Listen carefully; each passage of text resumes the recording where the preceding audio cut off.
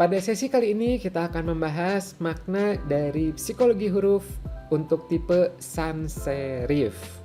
Di materi sebelumnya kita sempat membahas bahwa sans serif itu adalah fonts atau huruf-huruf yang tanpa tarikan awal dan tanpa tarikan akhir. Jadi dia cenderung hanya fokus pada batang atau strokes atau coretan utamanya saja, ya.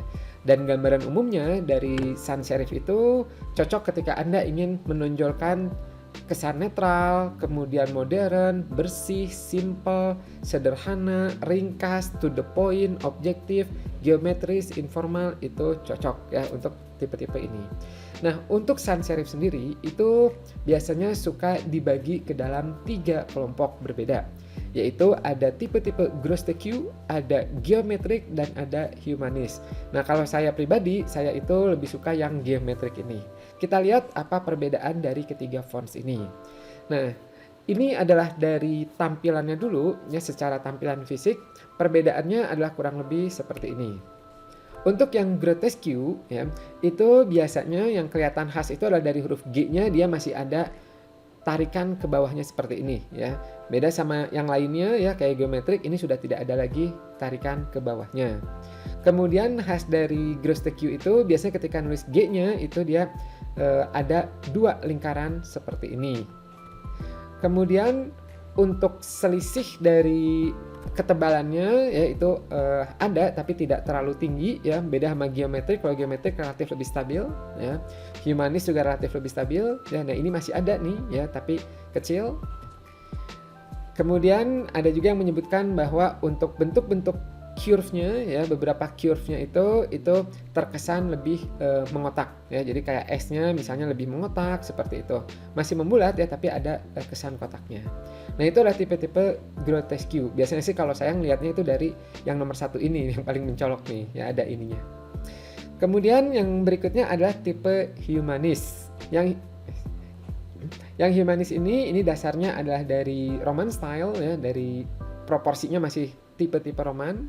Kemudian fokus utama dari humanis ini adalah kemudahan dalam keterbacaannya ya. Nah, biasanya tipe-tipe humanis ini umumnya dia spasinya juga itu cukup memadai ya sehingga mudah dibaca. Dan yang menarik adalah ini masih ada sedikit pengaruh dari kaligrafinya. Makanya kalau kita ngelihat ya, kalau contoh di sini ada lekukan-lekukan seperti ini ya.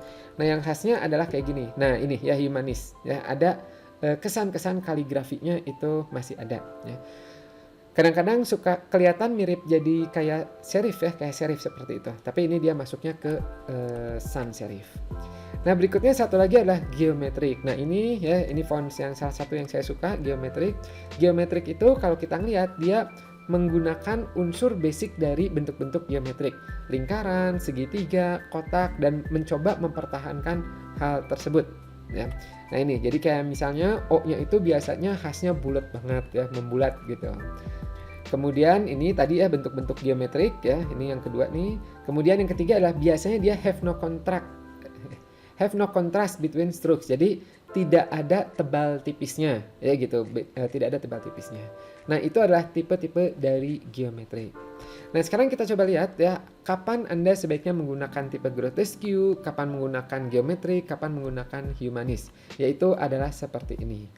Biasanya ya, grotesque itu akan cocok ya ketika Anda ingin menonjolkan kesan-kesan seragam, konstan, tidak memihak ya, jadi kemandirian, independen, kemudian sesuatu yang terpisah atau yang bersifat konvensional. Itu cocok menggunakan grotesque.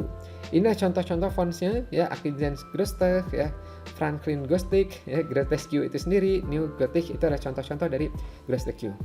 Berikutnya geometrik. Nah, kita lihat dulu contoh fontsnya ya. Nah, ini contoh fontsnya ya. Avenir Next ya, Century Gothic, Gotham, Cable ya, itu adalah tipe-tipe dari geometrik. Nah, kapan sebaiknya Anda menggunakan geometrik? Yaitu adalah ketika Anda ingin menonjolkan kesan-kesan dari precision atau sesuatu yang pas, yang tepat ya. Kemudian fokus, kemudian futuristik, terus terang ya, trendy, itu menggunakan geometrik. Ini kalau Anda perhatikan ya, banyak dunia-dunia teknologi itu yang menggunakan fontsnya itu adalah yang geometrik ini. Kayak Google misalnya itu dia geometrik. Microsoft yang baru ya itu dia menggunakan geometrik ya. Kemudian satu lagi adalah yang tipe humanis. Nah, tipe humanis ini contoh-contoh fontsnya Calibri ya, Corbel, Tahoma, Trebuchet ya. Ini contoh-contoh yang di atas ini judulnya ini pakai Calibri ya gitu, Calibri. Nah, kapan sebaiknya Anda menggunakan humanis? Yaitu adalah ketika Anda ingin menonjolkan tentang kelembutan, inconventional, ilustratif, ya, welcoming, sesuatu yang hangat, yang menyambut. Nah, itu biasanya cocok dengan tipe-tipe fonts tipe humanis ini. Nah, itu adalah perbedaan dari kelompok-kelompok dari sans serif. Bagaimana? Menambah wawasan nggak tentang huruf? Semoga menambah wawasan ya, minimal Anda jadi tahu bedanya antara serif dan sans serif. Sans itu ya berarti secara sederhana adalah tanpa ya atau tidak pakai ya. Jadi tanpa atau tidak pakai tarikan awal dan tarikan ujung. Minimal itu aja dulu ya. Kalau mau lebih detailsnya ya seperti ini ya. Serif dibagi 4 ya, sans serif dibagi 3. Sampai sini materi kali ini, semoga bermanfaat dan sampai jumpa di video berikutnya. Bye bye.